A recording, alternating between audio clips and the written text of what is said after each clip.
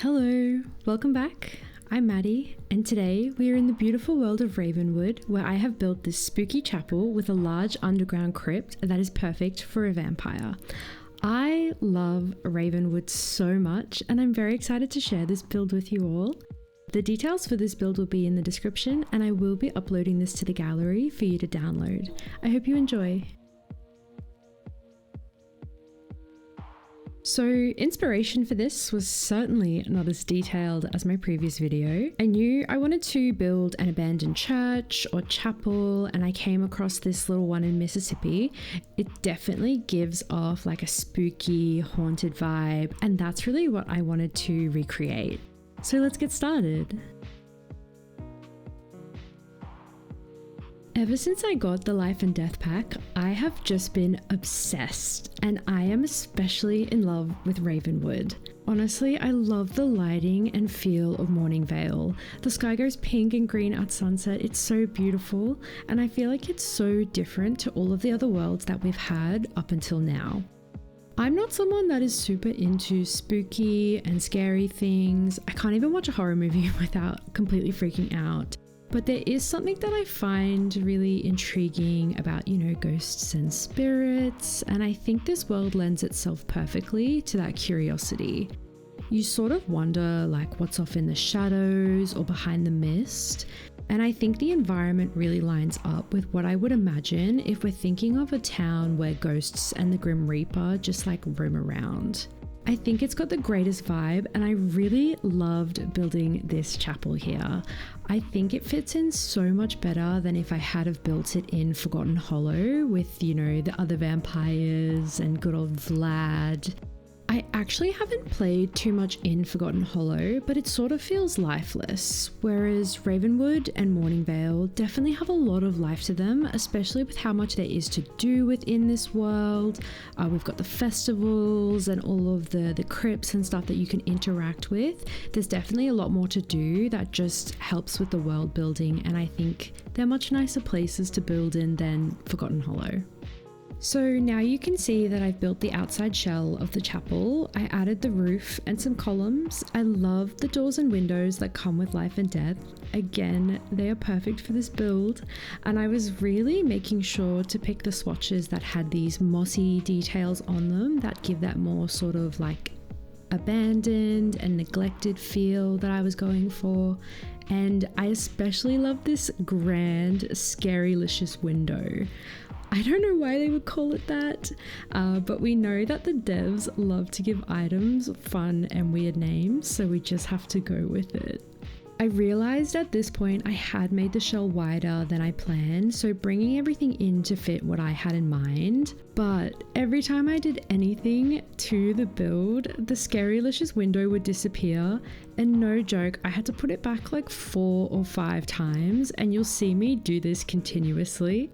I think in the end, I just waited until most of the build was done to fix it, and I don't even know why it kept disappearing, but again, that's just another fun thing that we live with in this game. Here, I'm just going to add in a little platform that will become our altar, which is obviously important in a church. And then, of course, I had to add the window back in. And then I created an aisle with this fancy red carpet. I think this looks really cool, and you can start to feel the church idea coming together.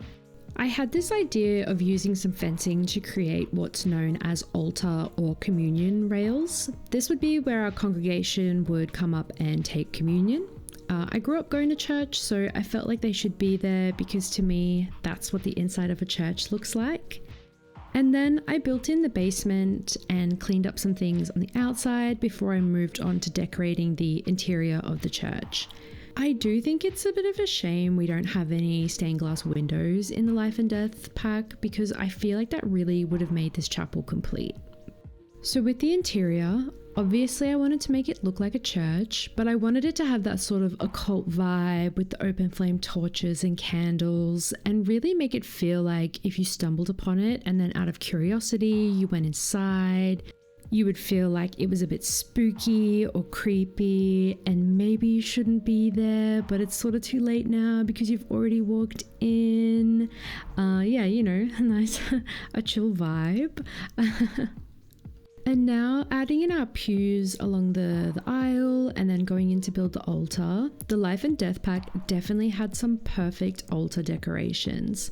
I sort of just went through and plucked things out and popped them down because I knew that I would use them. Starting, of course, with our communion wine. What is a church without wine? And then this urn, the incense burner, and then these flowers, which I ended up using a few other times throughout this build. I actually really liked them, and then added the roses to the actual altar. Our centerpiece is these tessellated candles, another object from this pack I think will become a staple in my builds. And then I added these 2 tables behind the altar, and I placed those extra decorations I had put out onto them. Then I placed these brown books. They have little crow bookends, which I think are cute, but I was thinking these could be like the Bibles and hymn books for the congregation.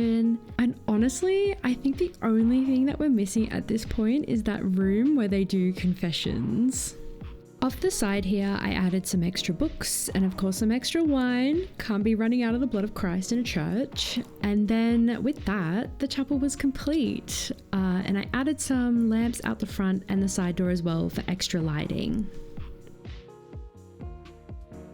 So now going down into the basement, I actually added a second level of basement underneath this one. Because I built the chapel on a platform, when your basement touches the edges of the platform, it raises the ground up above to match the ceiling height. And it's frustrating because I feel like it's unnecessary and it ruins the build every time. But we don't have this problem when we do a second level basement. And I also feel like having that second level deeper really fits in with the idea that this is a deep underground crypt inhabited by a vampire. So I think it's actually worked out really well for this build. For this first level though, I am still going to decorate it like it is a crypt. So after messing around with the layout for a little bit and adding in the walls and flooring, just matching what we had upstairs, I added in these casket platforms called beers, apparently. We love learning new things from The Sims. And then added the caskets on top. I used different swatches. I thought that would be fun. And then added one of those memorial displays in the center. And then I decided to bring in the corners of the walls to make the caskets seem a bit more crypt-like, sort of built into the walls maybe. And funnily enough, this does make the room a bit more cross-shaped, which I didn't notice until after I had completed the build, so that's fun. I also did try to make it symmetrical, but then I had that issue with the ground pushing up, so I'm sorry. I tried. Let's just move on and we can pretend that it's perfectly even. And lastly, finished off this room with a little rug and these tapestries from vampires, which I am also obsessed with. And now we can head down to the vampire's crypt. So my idea for the crypt was that it should have everything a vampire needs to live a happy and healthy life. I thought it should sprawl a little bit and have quite a few rooms with little areas for lounging, a library/reading room, a fairly fancy bathroom because why not? I also really wanted it to have a big dramatic room for the actual vampire's casket where they sleep. It's one of the few things a vampire actually needs to use, so I thought that we might as well make it look good. Here I'm adding in the lounging area. These hooded armchairs are actually from the Vampires pack and I started using these items as well. So initially I was only using Life and Death, but then I remembered to have Vampire Sims, you literally need the Vampires expansion pack. So I thought I might as well be using those objects as well, and I did actually end up swapping the walls and flooring in a few places to ones from the Vampires pack because I liked them a lot more. But the other reason I started using the vampires items was that I really wanted to have this organ for our vampire to play. Could you imagine the haunting organ sounds coming from deep within the crypt, echoing through Morning Vale in the middle of the night? It's very spooky, very gothic, very cool. So I really felt like the organ was quite a vital part of this build. So this next room that I'm starting to build is going to be the reading room. I wanted to do like a fake archway with the columns and spandrels because I didn't think there were any archways, but I literally could have just used something from the base game, but you know, anyway. This antique bookstand felt like it was perfect for this room and it was giving like the master tome vibes. Like it's the most important book for our vampire to own and they must guard it with their life. And not to go too deep, but it's sort of tying in with our church symbolism. But anyway, I added some bookshelves and then a nice reading chair, perfect for our vampire, and then just added a few other bits of decoration like this end table, found this cool bird skull in a bell jar, so put that on there, and then this base game chest for our vampire to keep all their secrets in. Then, to make our master tome even more dramatic, I added these blood red curtains behind it, a rug, and honestly with these torches, it's giving off such a sacred text sort of feel, and I think it's so perfect for our crypt. I am so happy with how this room turned out, and I could definitely see a vampire like holed up in here reading books and just passing the centuries away. I rearranged the lounge room a little because I wasn't happy with the flow, a few minor touch-ups around as well, and then I was ready to get into our vampire's own personal burial chamber. I started by adding these red rugs to create like a dramatic walkway to the entrance of the chamber. I feel like vampires are quite dramatic and they always need flair and embellishment, and this crypt should have that feel as well. For the door to the chamber, I used this really cool one from Life and Death. I really like the skull details on there. I think they look super cool. I love making bedroom entrances dramatic with like big doors and extravagant framing. And I did actually go back and add some more details to this because I was so keen to do the inside of this room. I didn't really make the entrance as grand as I would have wanted.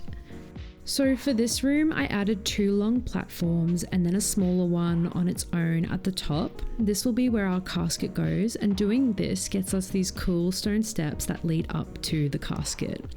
It's almost like this crypt was built as a burial chamber for someone important, maybe the priest of the chapel and then they became a vampire, or maybe the church was actually a cult and this is like the vampire cult leader's sanctum. Either way, I wanted it to feel like it was a dedicated tomb for our vampire sim. Added in our red carpet again and the blood red curtains, and then this perfect red and gold casket from the Vampire's Pack. That casket was 6,000 simoleons, which is actually so expensive for a bed object, but can you really put a price on eternal slumber? I don't think so. So now I'm building the extra rooms. I hadn't really planned on how I wanted to include the bathroom or kitchen, and I also wanted a TV room separate from the lounge and reading rooms. And then I also wanted to add in a computer because apparently you need it for the vampire lore skill. It doesn't make a lot of sense, I could be wrong, but I found the game tells me I needed to progress with the skill once my sim has read each tome, so I wanted to include it just in case.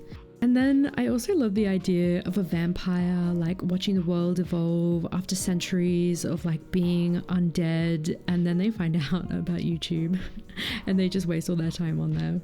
This room here is going to be our bathroom. So vampires do have a hygiene motive, so they need a shower or a bath, and I wanted to make this bathroom something nice instead of just being some little hole in the wall.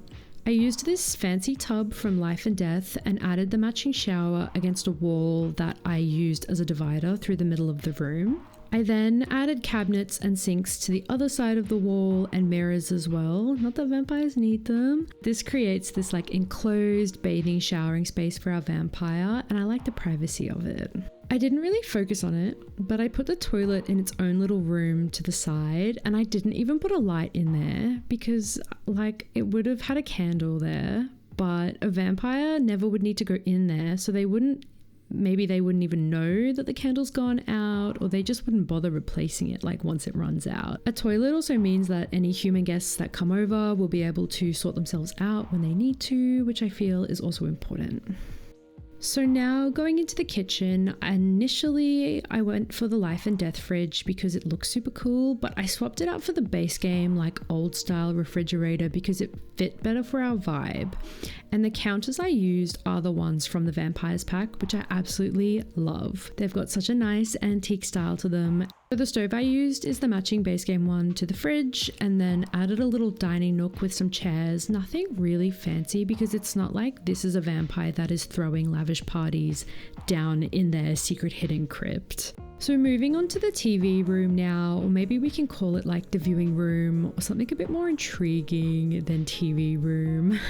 I used the Gothic love seat from Vampires and put the TV on that cool chest style cabinet, which I think fits really nicely. I then built another room behind that, but I didn't close it off because that's where our desk and computer are. I didn't decorate this too much, and I actually pulled that room back one square so that it was shorter and more of a nook, because this is really long and I think it sort of looks weird that way. Lastly, I added a runner to the hallway between the bathroom and the kitchen to add some more decoration to the space, and I added those torches again to frame the entrance. And with that, our crypt is complete.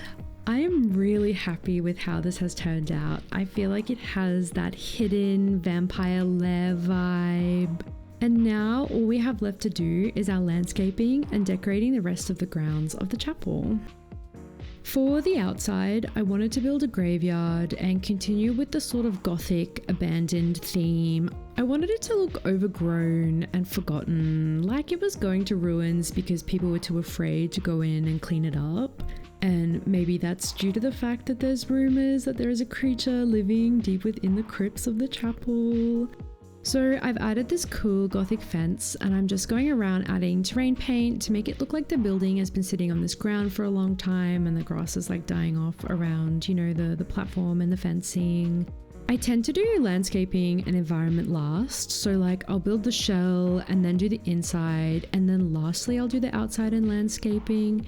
Usually because I have very little patience for landscaping, but it is something that I want to get better at. But I'm usually far more excited to build the outside and then decorate the inside than I am to actually make the house or the building sit in the environment really nicely. So I've added the pathing and fences, and now I'm adding in the tombstones for the graves. I did 9 of them because 3x3 is nice, and I wanted to leave enough room to make you think that there would be a body underneath each one, so I didn't want to cram them in.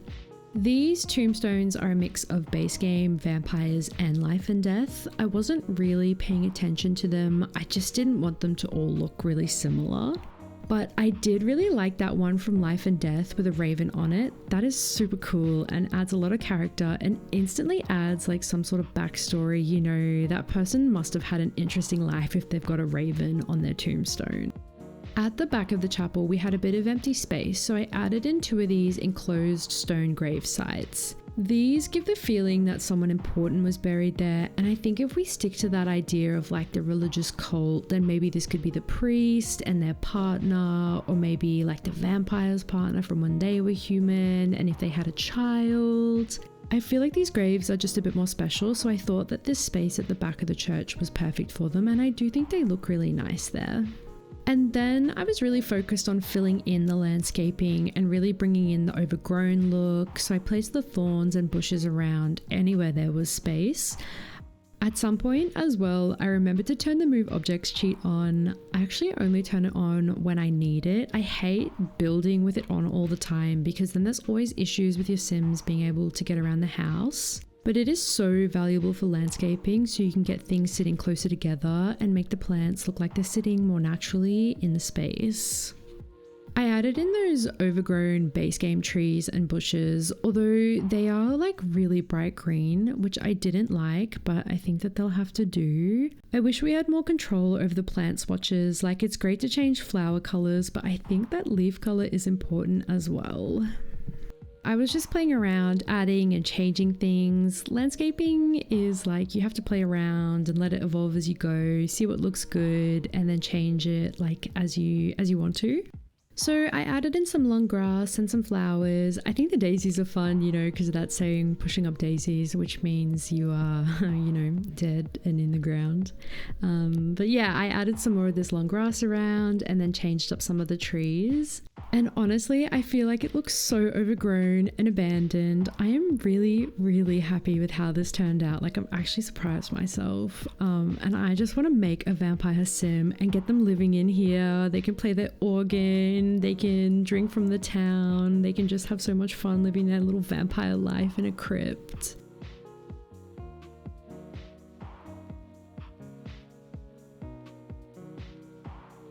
I really hope you enjoyed watching this speed build. It is up on the gallery and my EA ID is in the description below or on the screen here. So I only used base game, Life and Death and Vampires packs. And this build is 1 bedroom and 1 bathroom and came in at 89,141 simoleons. If you enjoyed this video and you have any thoughts on it, please post it in the comments below. Thank you so much for watching and I'll see you again next time.